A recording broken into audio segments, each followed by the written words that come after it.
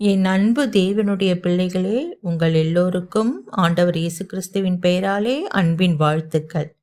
நாம் தேவனோடு நெருங்கிய சிநேகிதர்களாக மாறுவது எப்படி? எ ஃப்ரெண்ட் ஆஃப் ஜீசஸ் என்ற தலைப்பிலே நாம் இன்று தியானிக்கவிருக்கிறோம். இயேசு சீஷர்களை நோக்கி சிநேகிதர்களே என்று யோவான் 15:15 சொல்கிறார். ஒரு சிநேகிதன் என்றால் எப்படி இருக்கணும்? உதாரணத்துக்கு ஒரு 2 சிநேகிதர்களை நாம் எடுத்துக்கொண்டோம் என்றால் அவர்கள் இருவரும் ஒரே மாதிரி சிந்திப்பார்கள், ஒரே மாதிரி நடந்து கொள்வார்கள்.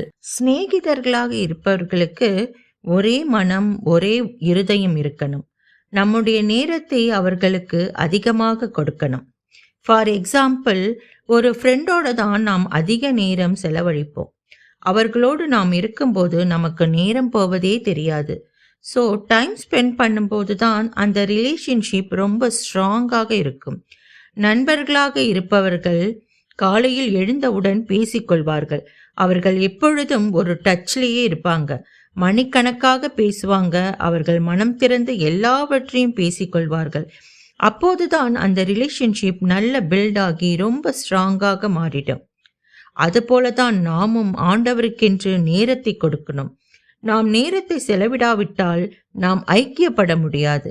ஒருவருக்கொருவர் சந்தோஷத்தையும் துக்கத்தையும் பகிர்ந்து கொள்வார்கள். எல்லாவற்றையுமே ஷேர் செய்து கொள்வார்கள். நாம் நம் அப்பாவிடமோ அம்மாவிடமும் கூட இப்படி எல்லாவற்றையும் ஷேர் செய்து கொள்ள முடியாது. ஒரு லிமிட் இருக்கும். ஏன் நம் சகோதர சகோதரிகளிடம் கூட நாம் எல்லா விஷயங்களையும் ஷேர் செய்து கொள்ள முடியாது. ஆனால் ஒரு தோழியிடமோ ஒரு தோழனிடமோ நாம் மிகவும் எல்லாவற்றையும் சொல்ல முடியும்.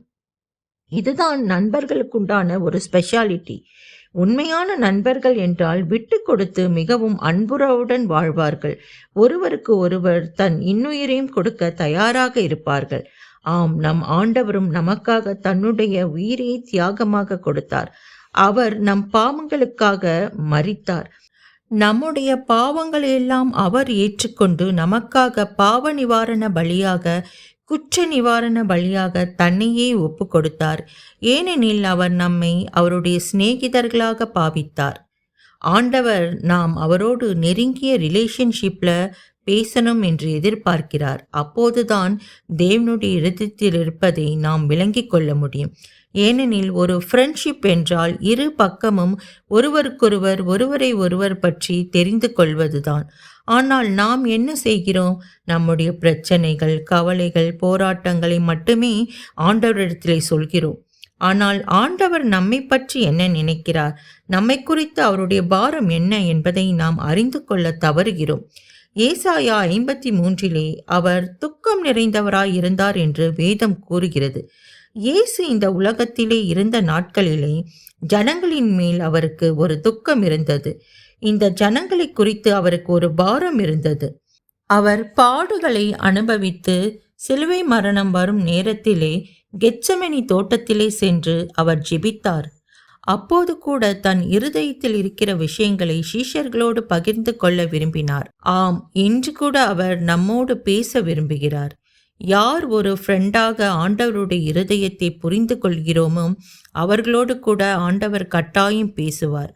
ஆதியாகமம் 18 ஆபிரகாமை சந்திக்க ஆண்டவர் வருகிறார். சோதோம் கொமோரா பட்டணத்தை அழிக்க ஒப்பு கொடுக்கும் போது கூட அவர் அந்த பாவியான மக்களுக்காக வருத்தப்படுகிறார், துக்கம் கொள்கிறார். நான் சிருஷ்டித்த மக்களை நானே அழிக்க வேண்டியது இருக்கிறதே என்று ஒரு துக்கம் அவருடைய இருதயத்திலே இருந்தது. அதனால் யாராவது இந்த மக்களுக்காக ஜெபிப்பார்களா என்று ஆபிரகாமோடு வந்து அவர் மனம் திறந்து பேசுகிறார். அவர் ஏன் இப்படி செய்ய வேண்டும்? அவர் இப்படி செய்ய வேண்டிய அவசியம் என்ன? ஏனெனில் அவர் அவருடைய இருதயத்தில் இருக்கும் பாரங்களை ஒரு மனிதனோடு ஷேர் செய்து கொள்ள நினைக்கிறார். அதனால்தான் அவர் ஆபிரகாமோடு வந்து பேசுகிறார். ஆம், நாம் எப்படி நம் பாரத்தை ஆண்டவரிடம் பகிர்ந்து கொள்கிறோமோ அவரும் அவருடைய பாரத்தை நம்மோடு பகிர்ந்து கொள்ள விரும்புகிறார். இதற்காக நாம் ஆண்டவருக்கென்று நேரத்தை செலவு செய்ய வேண்டும். நாம் அதிகமான நேரம் ஆண்டவரோடு ஜெபத்தில் ஐக்கியப்பட வேண்டும். காத்திருக்க வேண்டும். அவசரப்படாமல் ஆண்டவருடைய பாதத்திலே அமர்ந்திருக்க வேண்டும். அப்போது நம் ஆண்டவர் நம்மோடு கூட பேசுவார். ஆனால் நாம் இன்று அவசரமாக ஜெபம் செய்கிறோம். 5 அல்லது 10 நிமிடங்கள் மட்டுமே ஜெபம் செய்கிறோம்.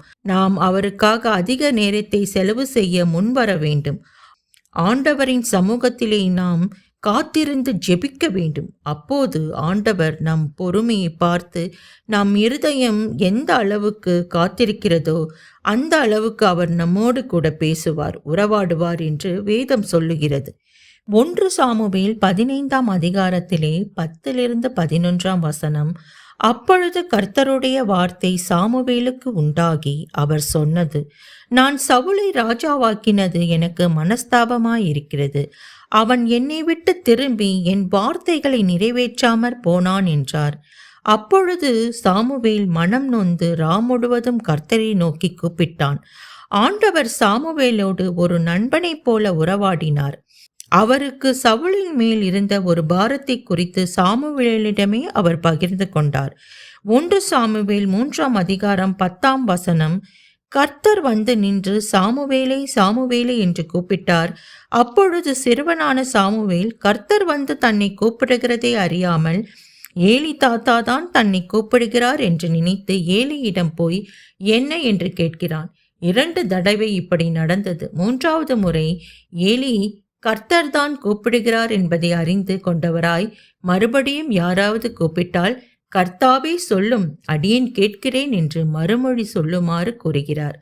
அந்த வசனத்திலே கர்த்தர் வந்து நின்று சாமுவேலே சாமுவேலே என்று கூப்பிட்டார். அப்பொழுது சாமுவேல் ஏலி தாத்தா தனக்கு சொல்லியபடியே கர்த்தாவே சொல்லும், அடியேன் கேட்கிறேன் என்று கூறுகிறான். இந்த வசனத்தை நாம் சற்று உற்று கவனித்தோம் என்றால் கர்த்தர் வந்து நின்று என்று எழுதியிருக்கிறது. அதாவது கர்த்தர் பரலோகத்திலே இருந்து கூப்பிடவில்லை, சாமுவேலின் அருகிலே வந்து இந்த பூமிக்கு இறங்கி வந்து நின்று சாமுவேலின் மிக அருகில் இருந்து கூப்பிடுகிறார் என்று தெளிவாக இருக்கிறது. அப்படி என்ன ஆண்டவர் சாமுவேலிடம் பேசுகிறார் என்று பார்த்தோமானால், ஏலியின் குடும்பத்திற்கு விரோதமான காரியத்தை யாவையும் செய்வேன். 1 சாமுவேல் 3ஆம் அதிகாரம் 11-14 வரையுள்ள வசனங்களை வாசித்தோம் என்றால், கர்த்தர் சாமுவேலை நோக்கி, இதோ நான் இஸ்ரவேலின் ஒரு காரியத்தை செய்வேன், அதை கேட்கிற ஒவ்வொருவனுடைய 2 காதுகளிலும் அது தொனித்து கொண்டிருக்கும். நான் ஏலியின் குடும்பத்திற்கு விரோதமாக சொன்ன யாவையும் அவன் மேல் அந்நாளிலே வரப்பண்ணுவேன். அதை தொடங்கவும் அதை முடிக்கவும் போகிறேன். அவன் குமாரர் தங்கள் மேல் சாபத்தை வரப்பண்ணுகிறதை அவன் அறிந்திருந்தும் அவர்களை அடக்காமற் போன பாவத்து நிமித்தம் நான் அவன் குடும்பத்துக்கு என்றும் நீங்காத நியாய தீர்ப்பு செய்வேன் என்று அவனுக்கு அறிவித்தேன். அது நிமித்தம் ஏலியின் குடும்பத்தார் செய்த அக்கிரமம் ஒருபோதும் பலியினாலாவது காணிக்கையினாலாவது நிவர்த்தியாவதில்லை என்று ஏலியின் குடும்பத்தை குறித்து ஆணையிட்டிருக்கிறேன் என்றார். இதோ தேசத்திலே நடக்கப் போகிற மிகப்பெரிய விஷயத்தை குறித்து ஒரு சிறு பையனிடம் 7 வயது சிறுவனிடம் கூறுகிறார்.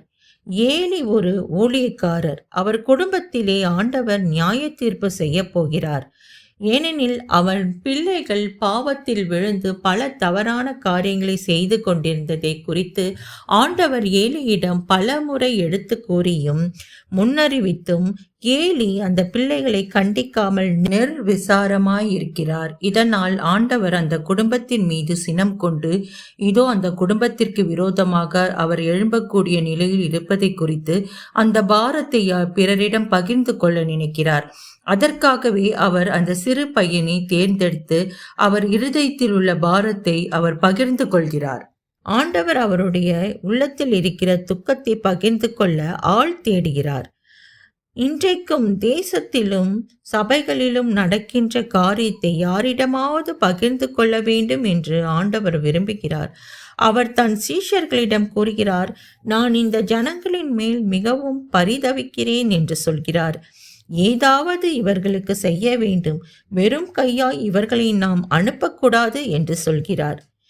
1 சாமுவேல் 15ஆம் அதிகாரம் 35ஆம் வசனமும் 16 1ஆம் வசனமும் வாசித்தோம் என்றால், சவுல் மரணமடையும் நாள் மட்டும் சாமுவேல் அப்புறம் அவனை கண்டு பேசவில்லை. இஸ்ரவேலின் மேல் சவுலை ராஜாவாக்கினதற்காக கர்த்தர் மனஸ்தாபப்பட்டது நிமித்தம் சாமுவேல் சவுலுக்காக துக்கித்து கொண்டிருந்தான். கர்த்தர் சாமுவேலை நோக்கி, இஸ்ரவேலின் மேல் ராஜாவாயிராதபடிக்கு நான் புறக்கணித்து தள்ளின சவுலுக்காக நீ எந்த மட்டும் துக்கித்து கொண்டிருப்பாய்? நீ உன் கொம்பை தைலத்தால் நிரப்பிக் கொண்டு வா. பெத்லகேமியனாகிய ஈசாயினிடத்திற்கு உன்னை அனுப்புவேன். அவன் குமாரரில் ஒருவனை நான் ராஜாவாக தெரிந்து கொண்டேன் என்றார். இதோ சவுல் ஆண்டவரை துக்கப்படுத்தி விட்டானே என்று சாமுவேலின் இருதயம் மிகவும் பாதிக்கப்பட்டது. ஆண்டவரே வந்து மறுபடியும் 16ஆம் அதிகாரத்திலே சாமுவேலை நோக்கி பேசி கூப்பிடுகிறார். இது நாள் வரை நீ இப்படி துக்கித்து இருப்பாய் என்று. அப்போ எந்த அளவுக்கு அவர் ஆண்டவரை நேசித்திருந்திருப்பார், எந்த அளவுக்கு ஆண்டவரோடு அவர் ஒன்றித்திருந்திருப்பார். அதனால் தேவனுடைய துக்கம் இவருக்குள் பாதிப்பை உண்டாக்குகிறது. 2 பேர் சிநேகிதராய் இருக்கும்போது இப்படித்தானே நிகழும். ஒரு ரியல் ஃப்ரெண்ட்ஷிப்ல ஒருவருக்கொருவர் பிரச்சனைகளை கேட்டு அதை சரி செய்யும் வரை அவர்களுக்கு நிம்மதி இருக்காது. அதுபோல்தான் சாமுவேலுக்கும் ஆண்டவருக்கும் இடையே ஏற்பட்டது. இப்படித்தான் நாமும் ஆண்டவரிடத்தில் ஒரு சிநேகிதனை போன்று உறவாட வேண்டும் என்பதையே தேவன் நம்மிடம் விரும்புகிறார். ஆம், ஆண்டவரின் உள்ளம் ஒரு சிநேகிதனுக்காக ஏங்கி தவிக்கிறது. அந்த சிநேகிதனாய் சிநேகிதையாய் நாமும் மாற முடியும். அதற்காக நாம் செய்ய வேண்டியது ஆண்டவருக்கென்று அதிகமான நேரத்தை கொடுப்பது மாத்திரமே. இதற்காக நாம் இன்று ஜெபிப்போம். எங்கள் பரிசுத்த தேவனே, இதோ நீர் எங்களை ஒரு சிநேகிதனாய் சிநேகிதியாய் பாவிக்கிறீர் என்பதை இன்று நாங்கள் அறிந்து கொண்டோம். ஆண்டவரே, நீர் சாமுவேலோடு கூட பேசியதை போல் எங்களிடத்திலும் நீர் வந்து பேசி உறவாடக்கூடிய அளவுக்கு எங்களுடைய நடத்தை மாறட்டும் அப்பா. அப்படி பரிசுத்தம் உள்ளவர்களாக நாங்கள் மாறக்கூடிய வரத்தை நீர் எங்களுக்கு தருவீராக. அதற்கு நாங்கள் எங்களை ஆயத்தப்படுத்தி கொள்ள தேவையான அனைத்து காரியங்களையும் நீர் எங்களுக்கு செய்யும் தகப்பனே. எங்கள் ஜெபம் கேளும் ஜீவனுள்ள நல்ல தேவனே. ஆமீன். அல்லேலூயா. A friend of Jesus என்ற தலைப்பிலே நாம் இன்று தியானித்த விஷயம் நம் அனைவருடைய இருதயத்தையும் கட்டாயம் தொட்டிருக்கும் என்று நான் விசுவசிக்கின்றேன். தேங்க்ஸ் ஃபார் வாட்சிங். நம் சேனலை கட்டாயம் சப்ஸ்கிரைப் செய்து வைத்துக் கொள்ளுங்கள். லைக் பண்ணுங்க, ஷேர் பண்ணுங்க. God bless you. Have a wonderful day. கர்த்தர் உங்களை ஆசீர்வதிப்பாராக.